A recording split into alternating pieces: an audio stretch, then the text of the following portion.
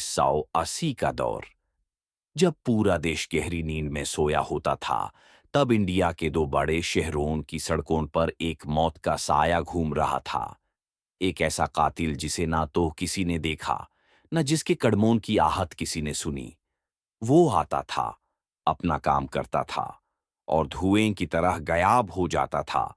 उसका हथियार कोई गून या चाकू नहीं था, बल्कि 30 किलो का एक भारी भरकम पत्थर, जिसे वो सोते हुए मासूमों के सर पर दे मारता था।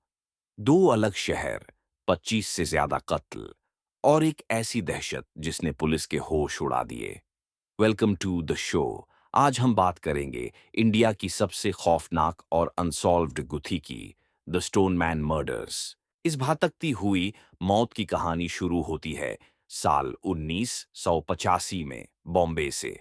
सियोन, किंग्स सर्कल और मतुंगा के इलाकों में अचानक एक के बाद एक लाशों का मिलना शुरू होता है।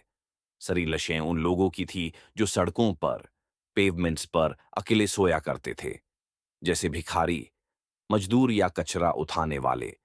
कातिल का तरीका इतना अजीब था कि शुरुआत में पुलिस को समझ ही नहीं आया कि ये किसी एक ही आदमी का काम है।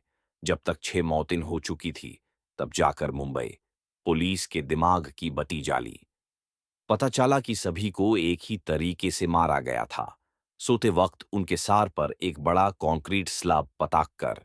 सबसे हैरत की बात यह थी कि कातिल इतनी खामोशी से 30 किलो का पत्थर उठाता और गिराता था कि उस विक्टिम के ठीक बराबर में सोए हुए दूसरे लोग भी कभी जाग नहीं पाते थे।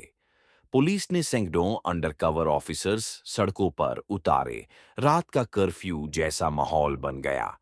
लेकिन लगातार 12 कत्ल करने के बाद साल 1988 के आसपास बॉम्बे से ये कातिल अचानक गायब हो गया। मामला ठंडा पड़ गया।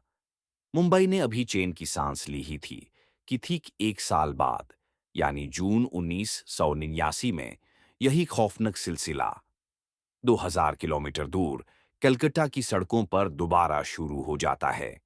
कलकत्ता के सेंट्रल एरियाज और हावड़ा ब्रिज के आसपास दोबारा वही मौत का नंगा नाच शुरू हुआ। तरीका बिल्कुल वही था, वही सोते हुए पेवमेंट ड्वेलर्स और वही भारी भरकम पत्थर। सिर्फ 6 महीने के अंदर कलकत्ता में 13 लोग मारे गए। पूरा शहर खौफ के मारे कांप रहा था। कलकत्ता पुलिस ने रात की पेट्रोलिंग बढ़ा दी। कई संदिग्ध सस्पेक्ट्स लोगों को हिरासत में लिया गया। लेकिन अफसोस, जैसे ही पुलिस का दबाव बढ़ा, कातिल ने अपना ढंग बदला, और एक दिन यह किलिंग्स कलकत्ता में भी अचानक बैंड हो गईं। किसी भी सस्पेक्ट के खिलाफ कोई ठोस सबूत ना होने की वजह से पुलिस को सबको छोड़ना पड़ा।